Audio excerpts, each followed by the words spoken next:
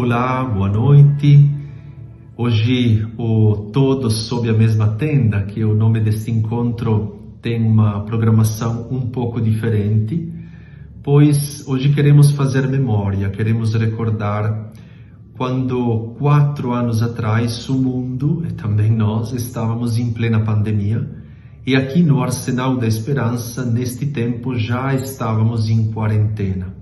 Foi uma quarentena que durou de 20 de março até 29 de junho de 2020, uma quarentena com mais de 1000 pessoas dentro desta casa do Arsenal da Esperança. Foi um tempo de um desafio enorme para todos nós da Fraternidade e da Esperança do CERMIC, mas também para todos os colaboradores e voluntários que na época convidamos a não vir mais aqui em presença, mas que resolveram nos ajudar, continuar a nos apoiar de outras formas, junto a tantos benfeitores que agradecemos. Há 4 anos daquele período, nós gostaríamos hoje de propor para vocês um dos registros daquela época, que é o documentário Vidas Invisíveis, um Arsenal de Esperança, um trabalho da Érica Bernardini, que agradecemos junto a toda a equipe da Arteon, e também aos fotógrafos Luca Meola e José Luiz Altieri, que na época, estando em quarentena aqui conosco, puderam registrar o depoimento de tantos acolhidos em quarentena aqui no Arsenal da Esperança. O documentário fala sobre um pouco a história da casa, mas focando sobretudo neste tempo tão especial e diferente que tanto nos desafiou, mas no qual também tanto aprendemos. Eu desejo a vocês uma boa visão deste documentário. Recordo só que se você ainda não segue o nosso canal, pode se inscrever, pode deixar o seu like, isso ajuda o YouTube a repropor os nossos conteúdos, e compartilhe também o link das nossas transmissões para que mais pessoas possam conhecer e apoiar o nosso trabalho. Mais uma vez, muito obrigado, uma boa noite e um bom documentário.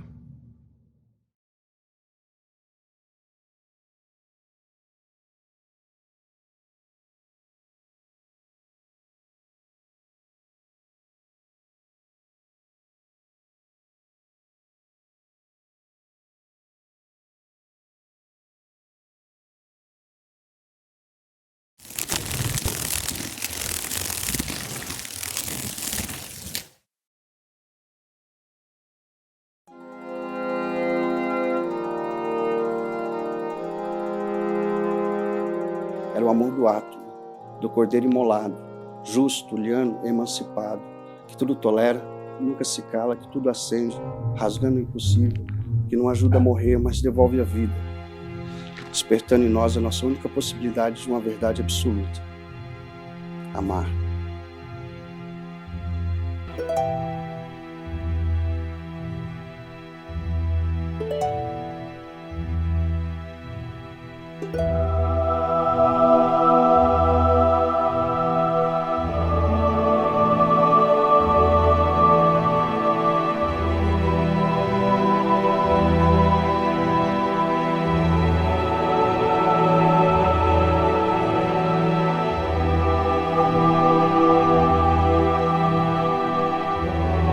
Arsenal é fruto de uma longa caminhada a partir de um grupo de jovens, na realidade dois jovens, Ernesto e Maria Olivero, que são os fundadores daquela que hoje é a comunidade que habita os arsenais. Digo arsenais porque esta história começou em Turim, no norte da Itália, dentro daquela que foi uma antiga fábrica de armas, onde o exército italiano produziu as armas para a Primeira e Segunda Guerra Mundial, um lugar histórico de morte, um símbolo, não é? De algo que não é bom. E que este grupo de jovens, na década de 60, começou a pensar em transformar numa casa a serviço da paz. Io ero un ragazzo giovanissimo e insieme a Maria, la mia innamorata, abbiamo deciso di formare un nuovo gruppo che avesse un grande desiderio: abbattere la fame nel mondo. Amici, la fame nel mondo è la più grande vergogna dell'umanità, perché la fame del mondo potrebbe sparire in pochi giorni se ci fosse più intelligenza, più amore da parte dell'umanità. Ma allora non c'era nessun gruppo che combattesse, che avesse questo desiderio, e ce lo siamo inventati noi. Intorno a questo grande desiderio si sono radunati dei giovani, dei ragazzi, delle ragazze, che insieme a Maria e a me hanno fatto diventare la nostra storia una fraternità. Poi a Torino questa storia ha incontrato un arsenale militare che era in disuso e il governo ce l'ha dato a patto che lo mettessimo a posto noi. Noi non avevamo dei soldi, ma avevamo un grande sogno e grazie a questo sogno tanti ragazzi e ragazze, credenti e non credenti, si sono uniti a noi per far diventare questo arsenale militare che aveva visto le armi delle guerre mondiali diventare veramente arsenale della pace.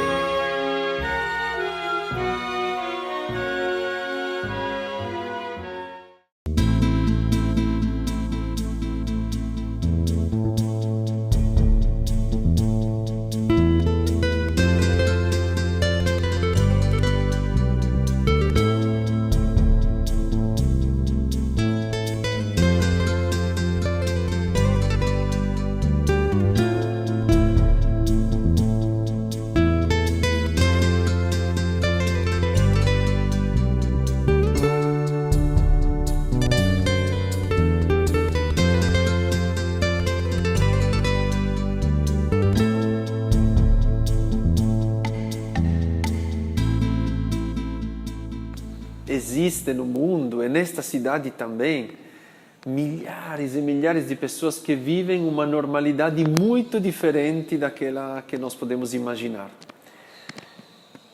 A comunidade da qual eu faço parte, fundada por Ernesto e Maria, uma família, não queria acolher alguém diretamente, queria ajudar, mas eles eram tímidos e tinham medo, de certa forma, de acolher alguém diretamente.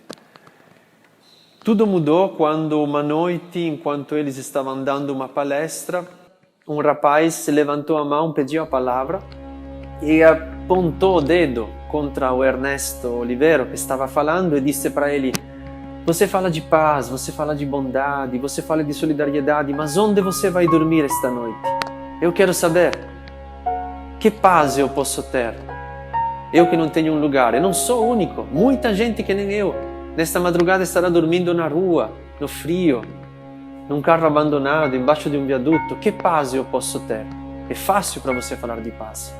E depois pegou o microfone e jogou e foi embora. Ele falou para pessoas que já estavam fazendo alguma coisa, mas aquilo entrou na carne, na pele naquela noite, ao ponto que quem estava lá decidiu caminhar pela cidade. Na época estou me referindo à cidade de Turim. E descobriram um inferno que eles nunca tinham visto ou percebido antes. É a partir daquela noite que decidiram acolher alguém. Então, O Arsenal da Esperança, que é fruto desta história, toda noite acolhe alguém, porque afinal aquele dedo continua apontado. A febbraio in Italia ha cominciato a bussare alla porta dell'umanità questo grande problema, ma nessuno immaginava che sarebbe diventato quello che è diventato. E molti gruppi hanno chiuso, per timore, e chiedevano anche a noi di avere prudenza, di non accogliere queste situazioni. E noi abbiamo fatto questo ragionamento: ma se noi chiudiamo questa casa, che è una casa aperta 24 ore su 24, questa casa che del cuore popolare della gente era una casa di Dio, sempre aperta, poi è diventata casa di Maria, un dono del nostro vescovo di Torino. Noi abbiamo fatto questo ragionamento: se noi chiudiamo, certamente noi avremo meno problemi. E questa povera gente dove andrà a finire?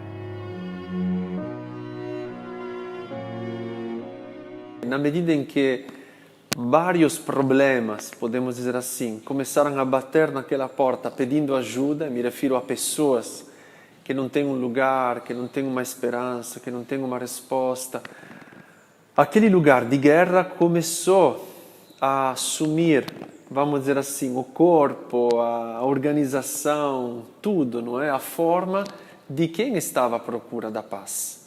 Então, quem não tinha um lugar para dormir precisava de uma cama, e aí começaram as acolhidas. Quem não tinha um lugar onde se cuidar precisava de alguém que desse atenção a eles. E a partir da disponibilidade de alguém, aquela casa se tornou um lugar realmente de paz para muita gente que não tinha paz. Conto um pouco desta história que começou lá, porque de fato é a partir desta planta, não é, que nascem outros frutos. E o Arsenal da Esperança de São Paulo é um pouco fruto desta longa caminhada que começou lá em Turim na década de 60. O Arsenal da Esperança de São Paulo, ele é uma costela do Arsenal da Paz de Turim, porque o ensino daquele vivenciamento cotidiano você encontra aqui. E é interessante como nos últimos tempos conseguimos fazer desse espaço uma fonte de orgulho da comunidade italiana em São Paulo. Esta árvore, vamos dizer assim, começou a dar fruto também aqui no Brasil por causa de uma amizade com um gigante do Brasil, um homem bom, talvez um próximo santo, que é Dom Luciano Mendes de Almeida. Poi a un certo punto il Brasile, e attraverso Don Luciano Mendes de Almeida, ci ha fatto una grande proposta di darci l'Ospedariu dos Emigrantes. Ed era un luogo molto brutto, dove 170 funzionari del governo brasiliano accoglievano ogni giorno 110, 120 poveri, a cui davano da mangiare, ma non davano da dormire in un modo serio, non davano cure in un modo serio. E l'hanno dato a noi. Noi abbiamo accettato se ne diventavamo noi responsabili. Il governo ha accettato che noi potessimo portare la nostra fraternità anche in Brasile, e lentamente i 110 posti sono diventati 1000, 1100, 1200, 1300. Dom Luciano tinha trabalhado por muito tempo na região leste de São Paulo, conhecia muito bem tantos problemas, entre eles da situação das pessoas em situação de rua. Então ele pensou que na antiga hospedaria dos imigrantes do Brás, que foi um lugar também que deu esperança historicamente a milhões de pessoas, inclusive muitos italianos, pudesse se tornar de novo, depois de tantos anos de abandono também aqui, um lugar que voltasse a acolher gente. E foi assim que aconteceu. O Arsenal da Esperança. Aqui virou da Esperança porque este não era um lugar de guerra. Esta grande casa era um lugar de esperança para os imigrantes que chegavam ao Brasil à procura disso, à procura de uma esperança. Então é aqui que, desde 1996, o CERMIG Fraternidade da Esperança, este é o nome desta comunidade, começou esta casa que hoje tem quase 25 anos de caminhada.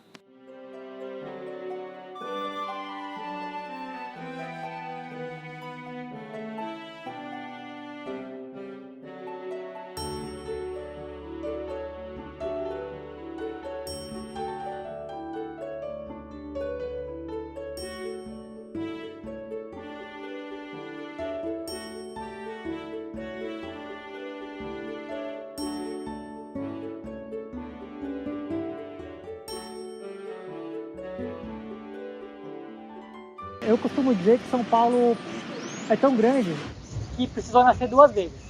O primeiro nascimento de São Paulo acontece lá no pátio do colégio, né, como a gente comemora todo dia 25 de janeiro, no centro da cidade de São Paulo, né? E lá, para mim, São Paulo nasce como vila. Agora, São Paulo nasce como metrópole aqui no prédio da hospedaria de imigrantes. Se a gente parar para pensar, São Paulo tinha, no começo da década de 70 do século XIX, né, no censo de 1872, cerca de 30 mil habitantes. Né?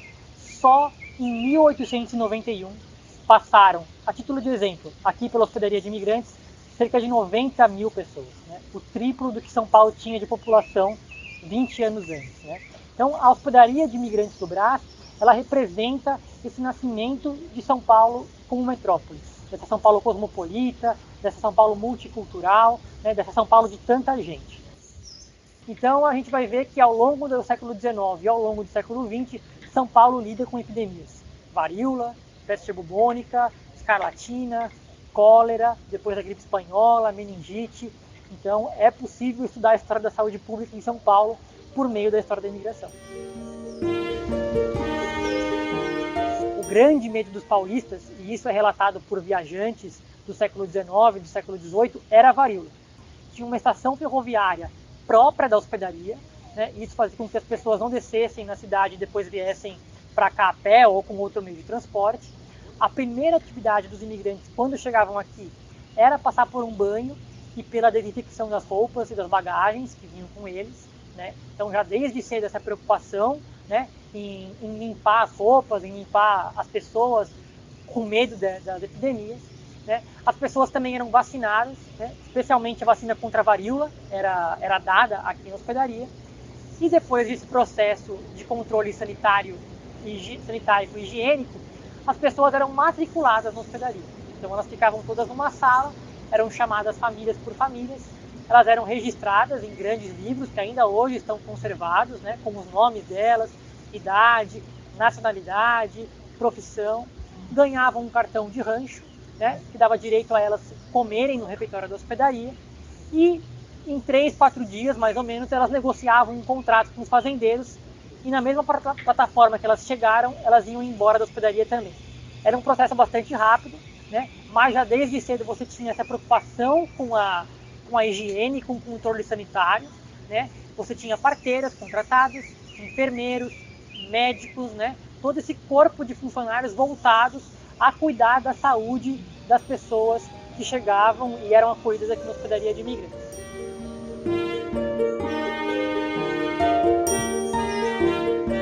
A era das migrações para o Brasil, ela começa no século XIX, ela não acabou ainda, né? Então, às vezes, olhando para um migrante hoje, a gente consegue entender melhor um pouco do migrante antepassado nosso, possivelmente, que veio para cá no século XIX e no século XX. E olhando para a história do nosso antepassado, a gente consegue entender melhor a história do imigrante hoje. Né? Eu acho que essa é a maior riqueza da hospedaria do Brás e dessa parceria, digamos assim, com o nosso vizinho, o Arsenal da Esperança. Né? A questão do passado e do presente poderem estar sendo refletidos no mesmo local.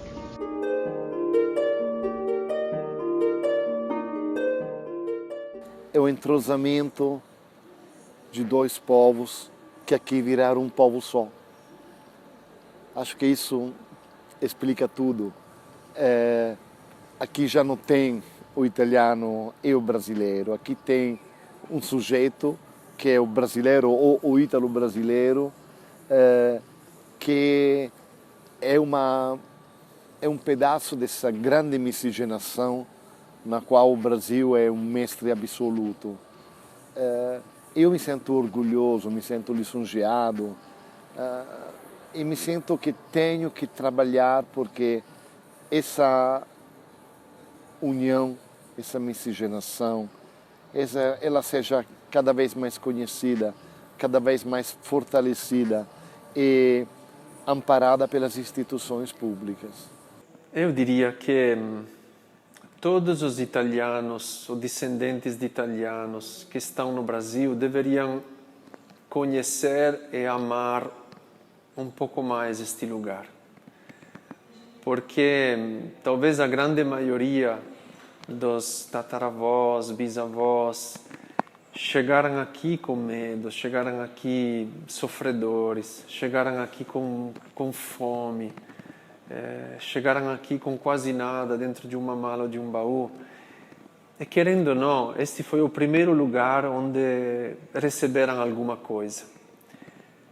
E seria importante não perder a memória, porque sem memória a gente não vai muito longe e acaba produzindo o sofrimento de outros muitas vezes.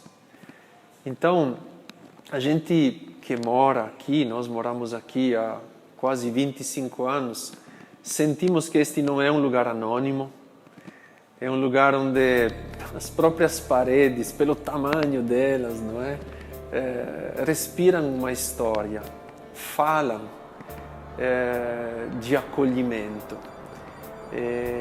e de alguma forma nos dão este envio, não é, de continuar a fazer com que elas sirvam para hoje acolher outras pessoas.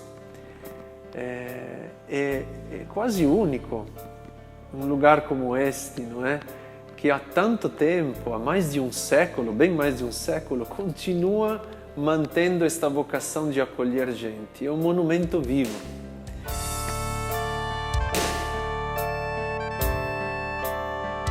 O ser humano é feito para ser acolhido e para acolher. Onde tem isto, se gera uma nova história. Onde não tem, se morre. Acolher é saber que o outro sou eu. Esta é a síntese a qual chegamos. O outro sou eu. Se o outro sou eu mesmo com dificuldade de falar o idioma, de compreender a cultura do outro, eu entendo que se eu estou com fome, se eu estou com os olhos assustados, se eu estou chorando, se eu estou com frio, eu gostaria de alguém que me desse um cobertor, que olhasse para mim, que se interessasse, não é, pelo meu problema, mesmo sem depois poder me dar uma solução, porque dar uma solução é difícil, mas pelo menos eu estou contigo, eu tenho compaixão. Hoje está faltando muito a compaixão. E só a inteligência não basta, não é? Se não tiver a compaixão, não tem nenhuma inteligência que nos ajude a abrir os olhos. Tem que ter algo mais profundo. Hoje tem muitos capitais, inteligências, conhecimentos que poderiam mudar o mundo e que estão parados, não é? Porque o coração está fechado. E não é sentimentalismo, é? Significa usar mesmo a compaixão para transformar o mundo. Acho que esta casa, que é animada por um grupo pequeno, mostra não que alguém é bom, mas de como a compaixão é um motor fortíssimo. O meu primeiro ato, quando assumi em São Paulo, saindo do consulado na Avenida Paulista, foi vir aqui. Porque justamente aqui tem o emblema do que foi e a vivência do dia a dia, onde os italianos eram albergados, hoje os italianos oferecem o seu colo. Isso acho lindo, isso é, numa palavra, numa imagem, a história dos italianos em São Paulo. A Itália é o país que mundo afora tem mais ONG no mundo e o Brasil recebe mais ONG italianas que qualquer ONG de qualquer outro país.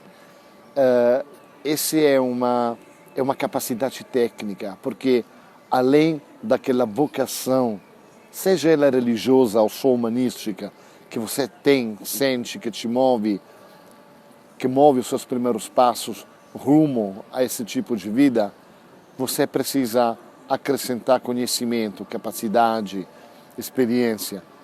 Você não vira um gestor de uma obra como essa de um dia para outro. Precisam anos, precisa conhecimento.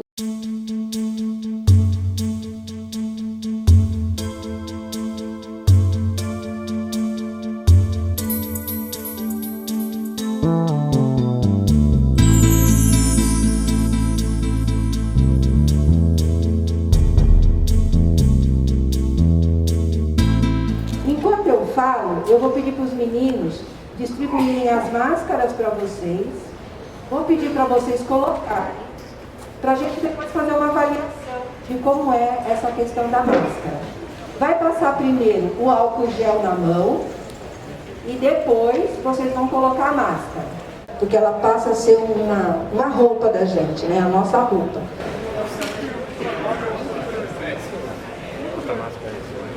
Ontem, só para vocês terem ideia, no estado de São Paulo, de novo, a gente está com 7.100 mortos, só aqui.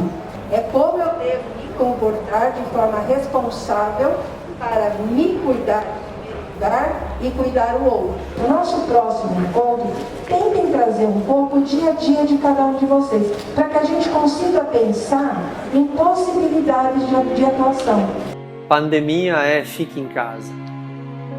E nós, desde o primeiro segundo, tivemos que lidar com a situação de centenas e centenas de pessoas que não tinham uma casa e continuam não tendo.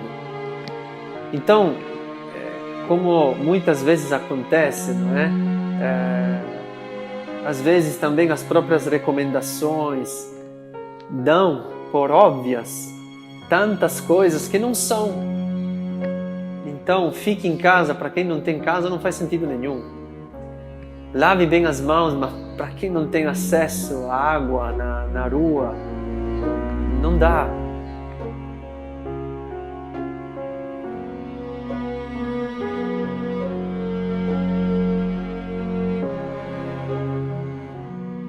Bom, acho que a gente teve um período que eu acho que foi um aprendizado pela dificuldade do outro, né? Na Itália eles já tinham passado pela pandemia com muita morte, a gente acompanhava isso de forma muito atenta e a gente sabia que era questão de tempo que isso ia chegar aqui. É óbvio que a experiência deles com certeza também serviu de base para as nossas decisões. A compaixão que é o coração desta casa fez com que em pouco tempo a gente tomasse uma decisão. Nós vamos entrar em quarentena, ainda que seja uma loucura só de pensar, porque 1.000 e mais pessoas dentro da mesma casa, sabemos quando vamos começar, mas como irá evoluir esta situação? Até que dia iremos? A gente não sabia, mas sabíamos que era a melhor das coisas a serem feitas para proteger estas pessoas.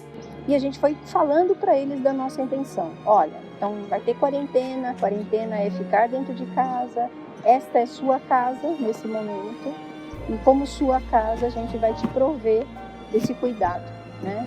Cabe a você saber que se entrar, você vai ser acolhido, né? Você vai poder permanecer aqui acolhido e dentro dessa segurança.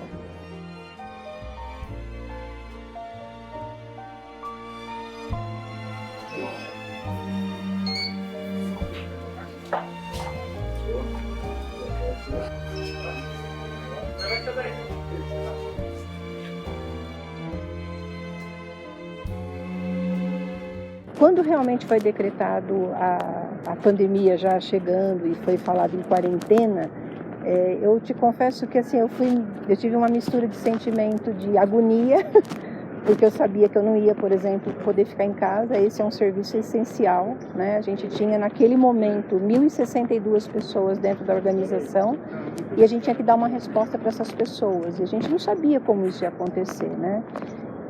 Então, na realidade, essa agonia teve que se transformar em muita fé de que a coisa deveria acontecer da forma mais objetiva, mais plena. Então, a primeira coisa que a gente fez foi fazer pequenos grupos com esses homens quando estavam chegando, antes do dia 23 de março, e a gente foi falando para eles da nossa intenção. Olha, então vai ter quarentena é ficar dentro de casa, esta é sua casa nesse momento, e como sua casa a gente vai te prover desse cuidado, né? Cabe a você saber que se entrar, você vai ser acolhido, né? Você vai poder permanecer aqui acolhido e dentro dessa segurança. Para dormir vai ser necessário o uso de máscara ou se vai ter um distanciamento maior? Acho que isto...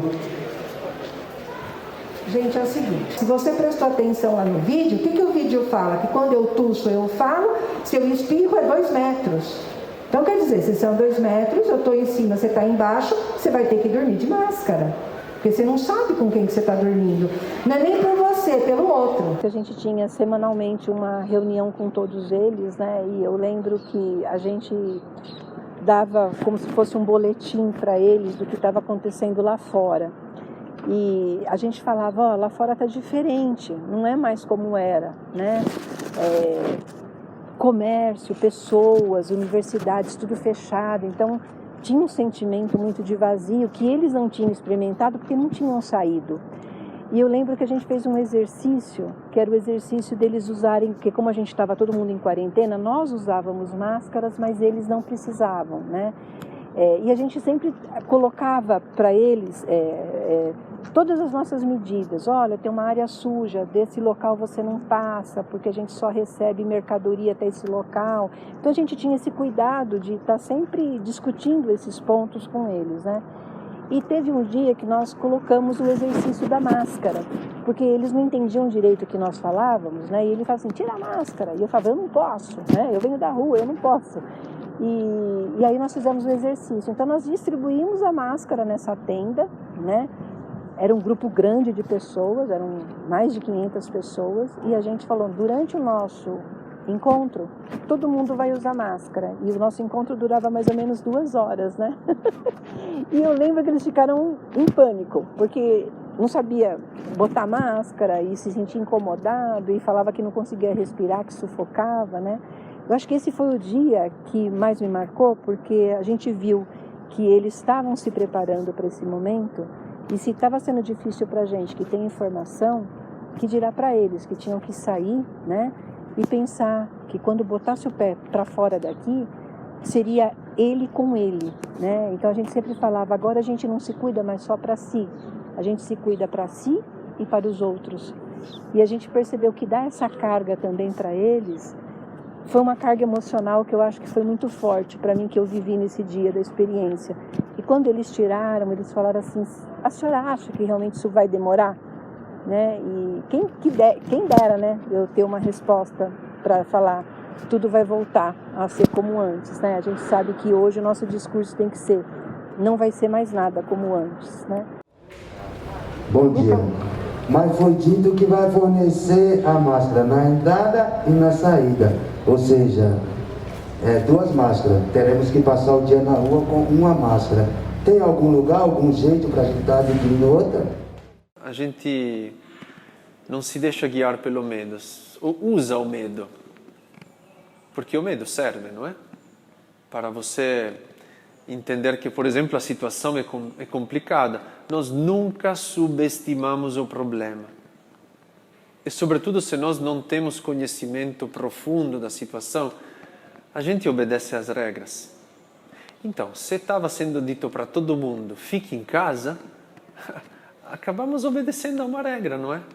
Não fizemos nada de extraordinário a não ser fazer o que estavam nos pedindo para fazer. Só que para 1000 pessoas.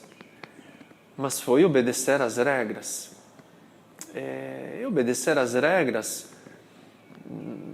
neste caso, foi uma maneira de querer bem as pessoas.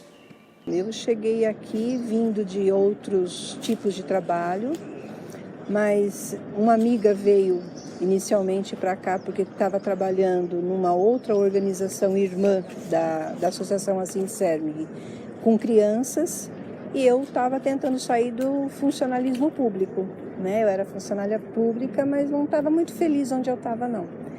E aí eu vim para cá e vim conhecer, e quando eu conheci, a pessoa que me recebeu aqui disse que aqui tinha tudo para ser feito, não tinha nada pronto. E aquilo para mim soou como uma coisa muito interessante, porque eu pensei, nossa, acho que é tudo que eu queria para fazer um confronto meu profissional.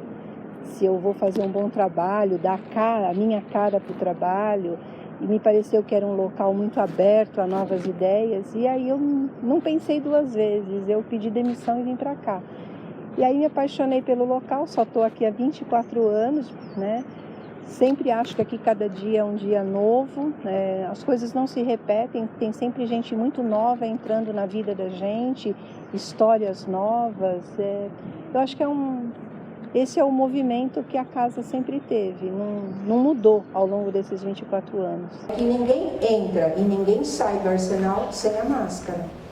Então por isso que esse exercício que a gente está fazendo hoje ele é importante, né? Porque ela passa a ser uma roupa da gente, né? A nossa roupa. Costumo sempre pensar que toda situação muito difícil, muito ruim, você sempre tem que tirar alguma coisa muito boa de experiência, de vivência.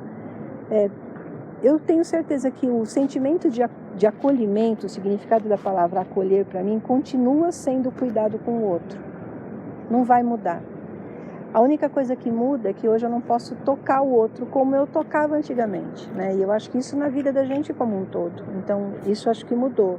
Mas a gente começa a dar valor para as coisas que talvez antes a gente nunca percebeu.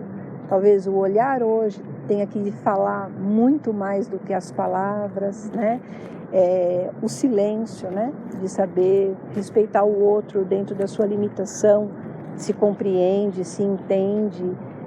O medo, eu acho que as pessoas têm que entender que é possível que as pessoas, mesmo agora, reajam de uma forma negativa, porque tem muito medo da situação, né?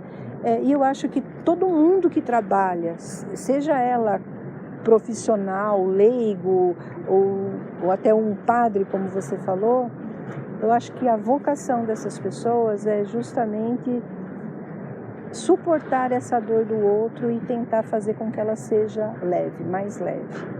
É o começo e a gente vai aos poucos se acostumar. Temos alguns dias de quarentena que nos ajudam a interiorizar um pouco mais isso. Nós, a partir da nossa disponibilidade, nos tornamos um instrumento de esperança.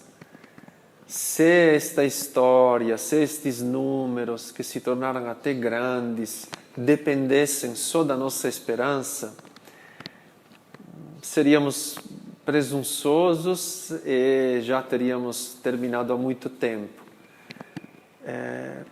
Para nós, esta esperança se baseia no encontro com Deus e viver tudo o que somos chamados a viver com Ele.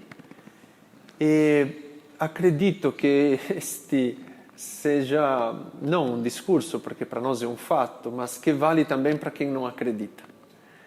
Porque nós conhecemos e somos ajudados por tanta gente de boa vontade, inclusive tanta gente que não acredita ou diz de não acreditar, cada um tem a própria história, que porém consegue enxergar a beleza que tem no ser humano. Temos que ver as coisas neste duplo sentido. É uma proteção recíproca aquela que estamos tentando fazer.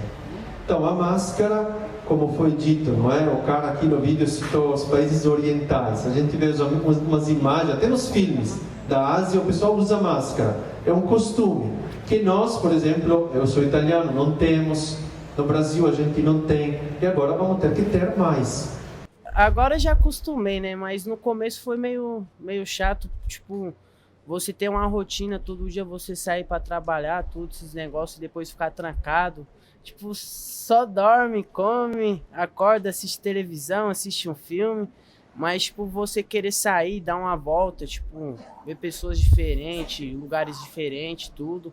Mas estar aqui dentro aqui, tipo, até agradeço a Deus por estar aqui dentro, tipo, conviver num lugar que tem bastante pessoas. No começo eu achei que ia ser difícil, por fato de alguém estar contaminado, esses negócios, de a gente poder se contaminar, mas graças a Deus isso não aconteceu. Não é fácil lidar com essa paralisação que a gente está tendo, porque eu trabalho, estou acostumado com essa rotina. Isso daqui é uma passagem minha, uma passagem muito boa por sinal, onde a casa dá um suporte bom para a gente poder se reerguer, tomar nossas vidas de novo. E quem souber aproveitar vai sobreviver. Eu acho que por enquanto está sendo melhor desse jeito, porque é melhor guardado do que arriscado do jeito que está lá fora, né? Como que o pensamento de sair sempre está, né? Mas também hay que tomar consciência que está perigoso afuera por el tema del virus, esas cosas. Tratar de distraer la mente aquí, leyendo un libro, fazendo alguma atividade física. E também pode assistir um filme, passar o tempo. Durante os 20 dias dessa quarentena, eu pensei em desistir. Desistir como? Desligado aqui. Eu falei, não vou ficar aqui não. Vixe, nossa, isso aqui vai dar briga aqui. Não vou ficar. Estou aqui junto com esses valentes, né? Porque todos que estão aqui são os valentes. A gente estamos participando desta quarentena aqui, não é uma prisão, né? Mas para a doença, ela virou uma prisão para a doença, para que a doença não venha nos atingir.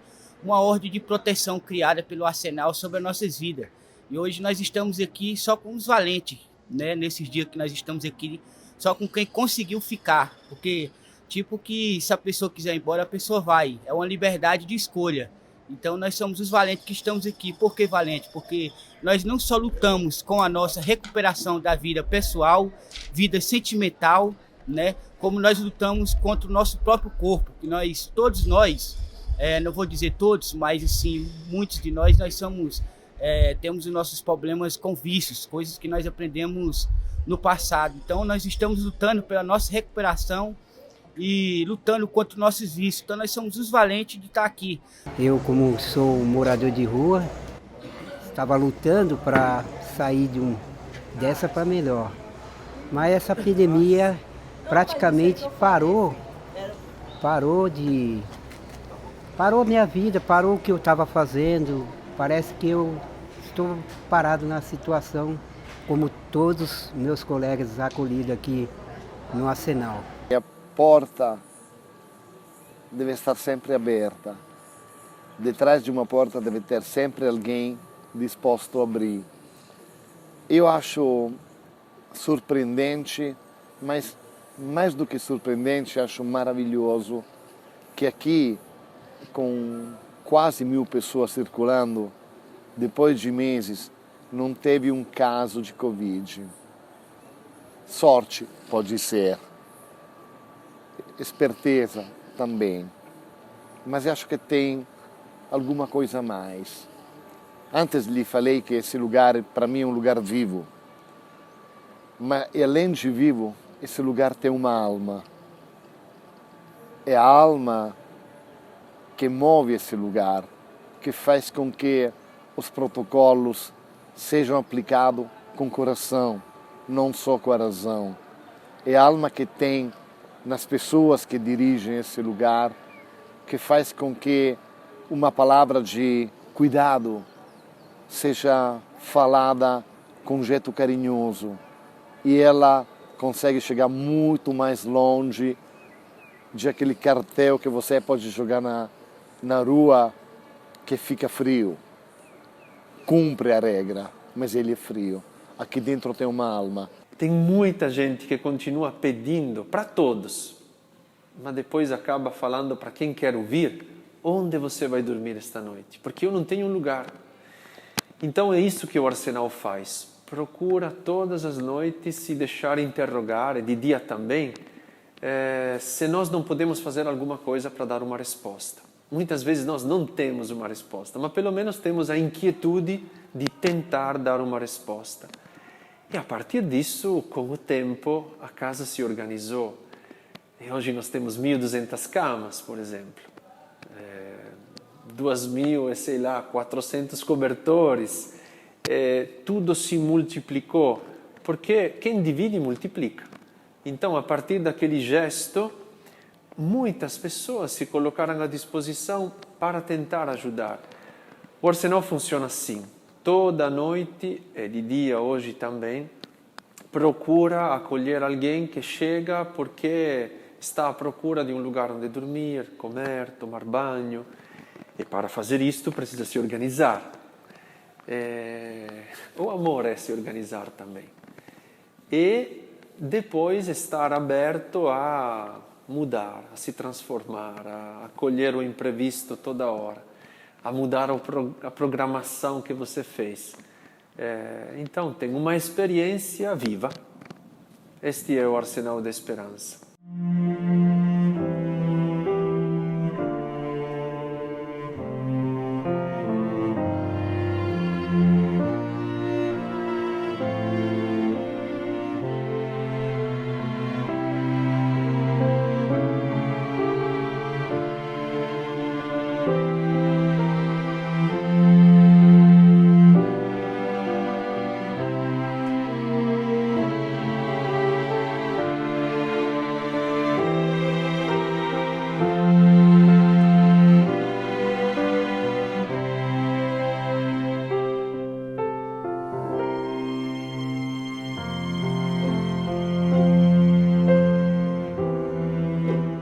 Durante a pandemia, o nosso propósito foi de fazer um registro, tanto em vídeo como fotográfico, da casa fechada. 1.200 homens fechados durante um longo período aqui dentro. Então, eu e o Luca Meola, um amigo fotógrafo milanês, nós combinamos de fazer um pequeno registro, tanto em fotos, que ficou a cargo dele, como colher depoimentos dos acolhidos, da experiência deles, dos desafios, daquilo que se passou aqui dentro, das expectativas, dos medos deles, enfim, foi muito interessante colher toda essa narrativa do ponto de vista dos acolhidos.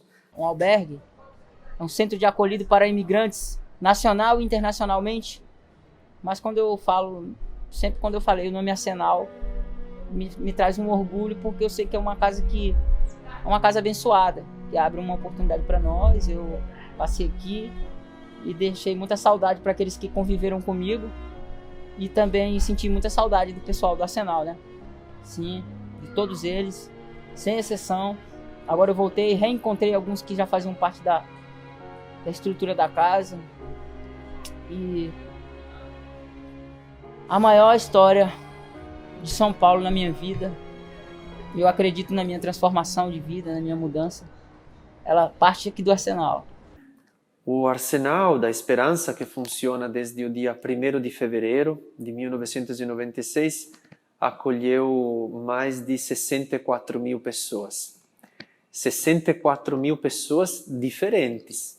Então, tem gente que, infelizmente, não é? Porque é difícil para uma pessoa sair desta situação. Volta várias vezes. Então, falo de 64.000 de pessoas contadas uma vez só. Então, é um povo, não é? É um povo. Mudei assim, vendo outras pessoas mudarem também, né? Que isso ajuda. Chegou aqui, a primeira coisa que eu fui fazer foi estudar. Já são os terceiro bimestre no EJA, estou terminando. E nisso, ao terminar esse bimestre aí, veio a epidemia, né? Que é o corona. A minha reação foi de pegar a bolsa e ir embora, porque eu tinha certeza que eu ia ficar aqui no Arsenal, e como era que eu ia conviver com 1.100 pessoas, né? Que tinha naquela época 1.100, isso eu lembro. E eu falei, pode ficar com 1.100 pessoas aqui dentro, sei lá quem deles está gripado. E todo dia quando eu acordava aqui, eu ficava pensando, será que alguém espirrou não quando eu estava dormindo? Eu tive problema com álcool e drogas, estava me recuperando, fazendo esse tratamento. E precisava de um lugar para mim ter um apoio, uma base, para mim continuar firme. E aqui eu consegui, que a assistência social me deu essa chance. Eu tenho a agradecer a ela, ao pessoal da casa, né? Sempre que eu preciso eles me ajudam, são prestativos. Essa crise agora, ela veio para mostrar que é na hora da crise que a gente tem que criar soluções. Que as maiores soluções são criadas nesse momento de dificuldade. Porque estamos passando por dificuldade nesse momento. Então precisamos uns da ajuda dos outros. Precisamos ser mais amigos, mais irmãos, mais solidários, mais cavalheiros. E tá todo mundo aí, uns precisando dos outros, para que esse individualismo, para que essa rotina que o homem leva, cada um se dedicando só ao que interessa para o outro, para si próprio, se esquece do outro. Não puxando o saco do Arsenal, completamente diferente disso, mas está oferecendo comida, está oferecendo um lugar para a gente dormir, doações, e é uma coisa que lá fora eu não sei que eu não ia conseguir. Então sou grato ao Arsenal, grato a cada um dos funcionários que se faz presente aqui, mas eu sei que é uma coisa triste. Um sonho, primeiramente, é tentar reconciliar com a família. Depois conseguir minha casa e o meu trabalho. E seguir a vida. É isso que a gente mais quer. Que você precisa dar atenção. Porque lá fora nós já tem tudo para nos discriminar. Aqui dentro, aquilo que nós buscamos, se nós mantermos em foco, há uma mudança, há uma transformação. É saber fazer uso do aparelho, aquilo que o aparelho oferece. Eu creio que o que eu vi da parte boa aqui dentro foi um teste de resistência para todos nós, aonde a gente teve que superar nós mesmos, temos que lidar com a paciência e ser sobrevivente, acho que essa é a palavra. Tá difícil a vida lá fora. Tem muita gente que saiu daqui, tá dormindo na rua, nas malocas da vida aí, porque também não foram cabeça de ficar aqui dentro. Dependendo da situação, tem algumas regrinhas que a gente tem que seguir, mas fora isso, é o melhor lugar que tem ficar aqui dentro. É o melhor lugar. Eu, em noite de profunda beleza, em solidão e comunhão, na quietude das famílias que choraram e sorriram juntos o dia, o silêncio cantava uma canção. E abraçado com ele, olhei ao céu, mirei a estrela, pequena, não tinha constelação, mas pulsava e brilhava, e pulsando acenou para mim. Tentando retribuir o gesto, sorvi o átomo, virei onda, e a onda vibrava, vibrava, vibrava o sentimento era o verbo era o amor, mas não era o amor hipócrita, pueril, que habita no discurso do déspota e nas nossas frações de verdades quase todas vencidas. Era o amor do átomo, do cordeiro imolado, justo, liano, emancipado, que tudo tolera, nunca se cala, que tudo acende, rasgando o impossível, que não ajuda a morrer, mas devolve a vida, despertando em nós a nossa única possibilidade de uma verdade absoluta. Amar. Cansado, extenuado, despido de mim com as vestimentas do que fui, sou e serei, agora eu possuí um instante não linear de paz. As cortinas do teatro não se abriam nem fechavam mais, e embriagado nesse vinho exato, adormeci. E acordei em manhã esplêndida, rodeado de girassóis, que sem saírem do meu lado, perseguiam o rei dourado, majestoso, generoso, decretava festas de rebentos, explosões bil, o vento de perfume e pétalas dançava as folhas, nos gritos de Tchaikovsky, barulhos Strauss, sussurros Vivaldi, era lúdica, extasiada, sinfonia passarada, celebrando as flores de tantas cores. O chão, aquarela, primavera, primavera. Nas nossas vidas é primavera. Amar o momento presente. Não esperar o momento ideal para fazer o bem. O momento ideal para fazer as coisas bonitas, que nunca vai chegar. E com certeza é um momento dificílimo, não é o desejável, mas é o nosso tempo. Então, neste tempo, o que vamos fazer? Vamos esperar ou vamos construir esperança? Estou aproveitando para cuidar de mim, ter mais amor por mim. Me sinto hoje uma pessoa com uma vontade de viver tremenda, né? Estou voltando, graças a Deus, a um nível o qual eu gostaria, né? No mundo da dança. Daí eu tive umas paradas, né? As drogas me deterioraram, tiraram um pouco do meu foco. E agora eu estou reencontrando isso aqui de novo. Quando uma pessoa chega no Arsenal, ela normalmente está procurando, vamos dizer assim, o básico, que porém é precioso, é fundamental, porque eu tenho que imaginar para entender tudo aquilo que eu tenho no meu dia a dia e de repente não tê-lo mais. Imaginar o meu armário, some. Imaginar a minha cama, não tem mais. Imaginar o meu banheiro, não tem mais. Então isso não é banal. Se eu começo a não ter estas coisas, é muito duro. É muito duro. O meu aspecto muda muito em poucos dias. Eu sou afastado pelos outros, ou até eu quero afastar os outros, porque assim me protejo, não é? Então, quando uma pessoa chega aqui, procura isto, procura um lugar. E quando encontra isto com uma, vamos dizer assim, qualidade boa, então aquela roupa de cama é limpa, aquele chuveiro verdadeiramente funciona, aquela comida é boa, está recebendo não só coisas, mas uma mensagem junto a estas coisas. Eu não estou sozinho. Eu posso ter sido abandonado ou ter abandonado todo mundo, mas tem alguém que não desistiu de mim. Você pega viciados, adictos, desiludidos, doentes. Você vai encontrar aqui pessoas, brasileiros falando inglês fluentemente, que tiveram experiência no exterior. Você vai encontrar estrangeiros vivendo a sua experiência aqui dentro da casa, falando francês, falando italiano, falando português. E aí, tudo isso, né? Aí você olhar para isso é bem provocador, né?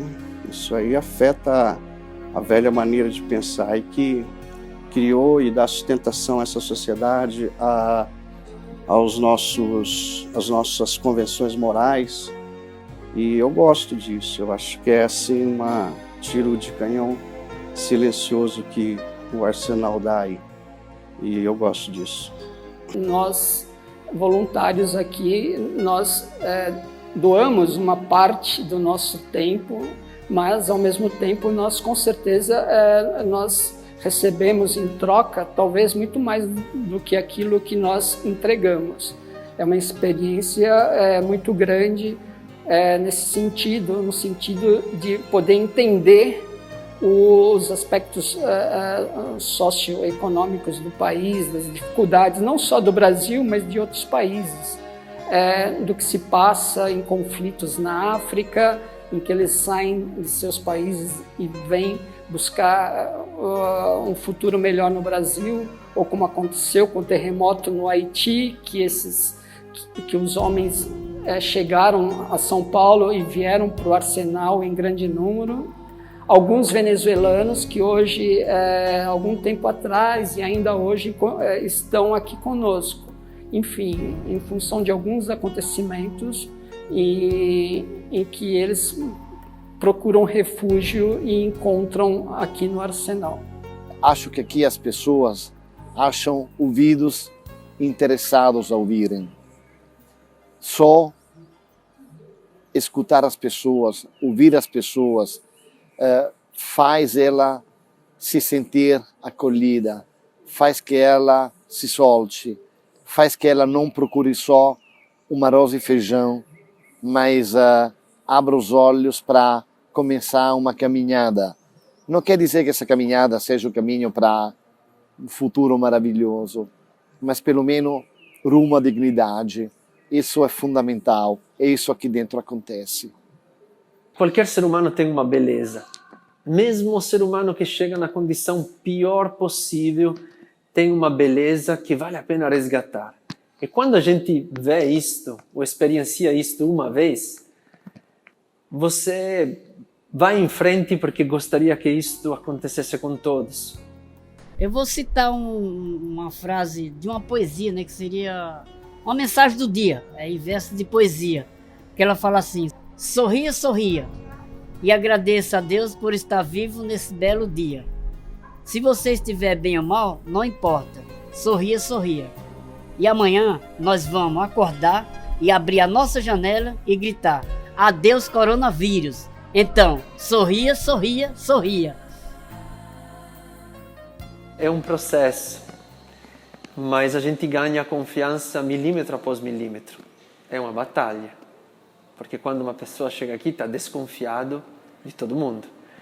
E depois, na medida em que a pessoa ganha confiança, é como se ela começasse a abrir os olhos, não é? Como uma criança que volta... Uma criança não, uma criança aprende. Mas uma pessoa volta a nascer de novo. Começa a enxergar que ele agora talvez tem mais energia para voltar a estudar. Aí vem os cursos. Para se cuidar. Aí vem o centro médico. Para bater um papo. E aí vem o trabalho de grupo. Mas isso é evangelho. Jesus não falava coisas tão diferentes. Então, isso é vivo. É interessante de ver isto acontecer. E a pessoa vai voltar a ser pessoa. Até que eu tenho na minha cabeça aquela pergunta, onde eu vou dormir esta noite, dificilmente eu consigo pensar num percurso formativo. Você pode me falar 1000 coisas boas, mas onde eu vou dormir esta noite? Onde eu vou comer? Isso ocupa toda a minha memória, não é? Toda a minha energia, não tem outra coisa. Então o Arsenal procura liberar energias, não é? Para que o ser humano seja humano. O meu plano é passar mais pelo menos 2 semanas aqui e retomar a minha vida. Tipo, ter minha casa, ter meu trabalho, ter as pessoas que eu amo do lado para estar comigo. E a casa me deu esse suporte hoje. Se eu tenho esse planejamento é porque eu já estou aqui, vai fazer 5 meses. E tudo que me foi oferecido aqui, eu consegui aproveitar da melhor maneira possível para que eu possa sair daqui de uma maneira bem diferente como eu entrei. Porque eu entrei aqui do zero e hoje eu posso dizer para você que estou chegando ao 8, 9, 10, entende? E aqui eu parei para pensar. E agora eu vou sair com as minhas pernas, dizer assim, caminhar com as minhas próprias pernas. Uma que eu já tenho um pouquinho guardado, né? Não vou dizer muito, mas dá para mim continuar o meu trabalho. E esse trabalho eu quero começar o ano que vem. Esse ano não. Esse ano eu quero ir projetando. Posso sair, mas quero ir projetando ele. Com a prosperidade de o ano que vem pegar firme e falar assim, olha, deixa os locais de acolhida para aqueles que precisam mesmo. E se eu puder ajudar, eu volto e ajudo. Tipo, procurar ter uma família, né? Mudar de vida, ficar estabilizado, ter um trabalhinho, uma família e seguir a vida, né? Tipo, isso daqui é uma fase. Tipo, todos que tá aqui aconteceu alguma coisa para vir parar onde que a gente tá, né? Então eu parei para pensar tudo que eu fiz de errado, esses negócios, e parar, colocar a cabeça num lugar e seguir para frente, né? Procurar uma melhora para mim mesmo. Se aproximar mais da minha família também. Tem aí uma teoria, né, do porco-espinho, né? Que o porco-espinho, ele quando ele se junta para se aquecer no frio, de repente ele começa a se espetar, né? E aí faz uma alusão com nós seres humanos, né? Que quando a gente se junta e tal, vira confusão mesmo e tal. E eu descobri que não é assim. Aqui a gente estava em 1.200 pessoas, a maioria é rodapé de pirâmide, né? Pirâmide de Maslow. E foi totalmente diferente, você entendeu? Eu descobri que isso não se aplica.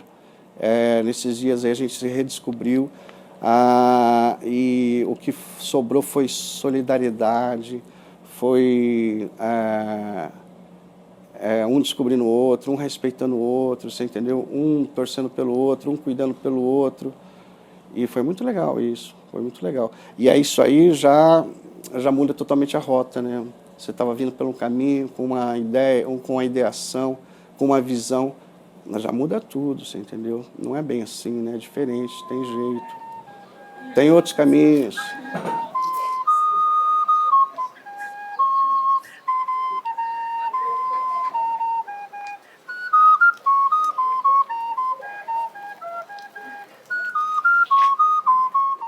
Sentir o meu vigor físico de novo, aquilo que eu aprendi na dança, o sucesso que eu tive hoje que tá se recuperando de novo, eu não quero mais voltar para as drogas, eu quero aproveitar essa oportunidade e dar um ponto final nessa história, antes que ela dê um ponto final na minha vida.